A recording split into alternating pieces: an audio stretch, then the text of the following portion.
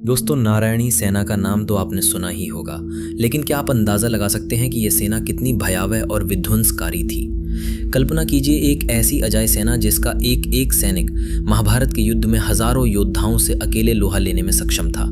एक ऐसी टुकड़ी जिसका हर सैनिक मायावी युद्ध कला में निपुण था और जो केवल उन्हीं को दिखाई देती थी जिनके पास दिव्य दृष्टि थी। लेकिन कुरुक्षेत्र का युद्ध समाप्त होते ही ये सेना रहस्यमय तरीके से लुप्त हो गई। आखिर ये सेना कहाँ गई?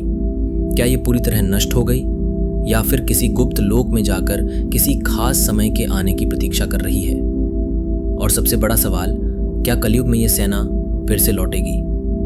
आज हम इस रहस्य को जानेंगे, एक ऐसी कथा के माध्यम से जो महाभारत के पन्नों से निकलकर भविष्य की ओर इशारा करती है।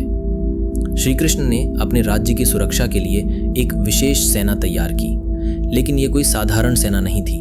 ये उन योद्धाओं की टुकड़ी थी जो न केवल शस्त्रों में निपुण थे, बल्कि तपस्या, योग, बल और दिव्य शक्तियों से भी सुसज्जित थे। इनका लक्ष्य केवल एक था, श्री कृष्ण की आज्ञा का पालन करना। बिना कोई सवाल पूछे, बिना कोई संदेह किए, इन योद्धाओं को विशेष युद्ध कला सिखाई गई। दिव्यास्त्र का ज्ञान, शत्रु के मन को भेदने की क्षमता और अदृश्य होकर युद्ध करने की कला। ऐसी अद्वितीय सेना को नारायणी सेना कहा गया, क्योंकि ये नारायण यानी भगवान श्री कृष्ण की कृपा से संचालित थी। जब महाभारत का युद्ध तय हो गया तो दोनों पक्षों को अपनी सेनाएं जुटानी थी। दुर्योधन और अर्जुन दोनों सहायता मांगने के लिए द्वारका पहुंचे, लेकिन जब वे श्री कृष्ण के पास पहुंचे तो कृष्ण विश्राम कर रहे थे। जब श्री कृष्ण जागे तो दोनों ने श्री कृष्ण को अपनी तरफ से युद्ध लड़ने को कहा। यह सुनकर कृष्ण ने कहा, मैं तो किसी एक के ही साथ हो सकता हूं। अब उन्होंने दोनों को एक कठिन चुनाव दिया। उन्होंने कहा, एक और मैं स्वयं हूं, लेकिन मैं इस युद्ध में कोई शस्त्र नहीं उठाऊंगा। और दूसरी ओर है मेरी नारायणी सेना, जो अजय और अपराज है दुर्योधन। नारायणी सेना की शक्ति को अच्छे से जानता था। वो तुरंत बोला, मुझे नारायणी सेना चाहिए।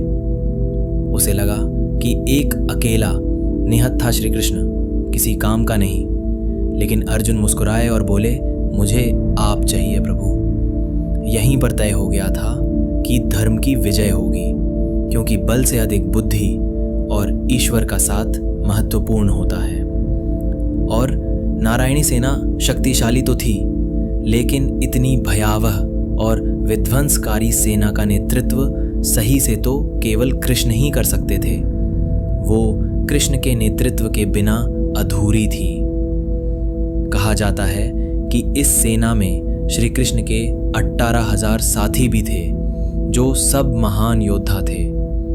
महाभारत युद्ध में नारायणी सेना कौरवों की ओर से लड़ी।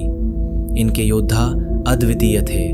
वे मायावी अस्त्रों का प्रयोग कर सकते थे, शत्रु की मानसिकता को प्रभावित कर सकते थे और इतना अनुशासित युद्ध करते थे कि इन्हें हराना असंभव लगता था।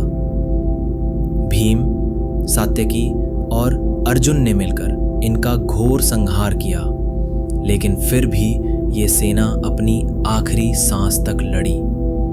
लेकिन दोस्तों, असली रहस्य तो इसके बाद शुरू हुआ। युद्ध के बाद ये सेना कहाँ गई?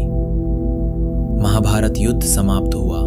श्री कृष्ण द्वारका लौट गए, लेकिन युद्ध में बची हुई नारायणी सेना का कोई नामो निशान नहीं था। क्या वे युद्ध में पूरी तरह समाप्त हो गए थे? नहीं। कुछ राशियों और योगियों का मानना है कि श्री कृष्ण ने अपनी योग्य माया से सेना को एक गुप्त लोक में भेज दिया। कहा जाता है कि नारायणी सेना आज भी कहीं ना कहीं अस्तित्व में है, या ये सिर्फ एक अद्भुत पौराणिक कथा है? नीचे कमेंट करके बताइए। और अगर आपको ये वीडियो पसंद आया हो तो इसे शेयर ज़रूर करें। सनातन धर्म के ऐसे ही अद्भुत रहस्यों के लिए हमारे चैनल को सब्सक्राइब करें। धन्यवाद।